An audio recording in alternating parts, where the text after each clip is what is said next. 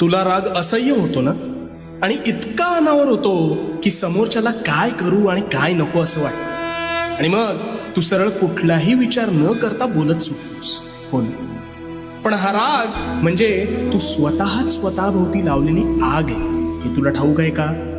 अरे याने समोरच्याचं नुकसान होत नाही, तर सर्वस्वी तुझं नुकसान होतं. त्यामुळे आता ह्या भडाग्नीवर नियंत्रण कसं प्राप्त करायचं ते सांगतो. शांतपणे.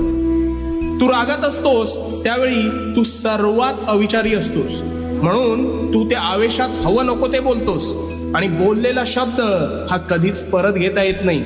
त्यामुळे तू समोरच्याच्या मनाचा विचार न करता बेफाम शब्दांनी वार करतोस, आणि त्याला तर ते लागतंच, पण त्याचा त्रास हा तुला जास्त होतो. मग जेव्हा तू शांत होतोस तेव्हा तुला वाटतं आपण फार बोलून गेलो का? हो,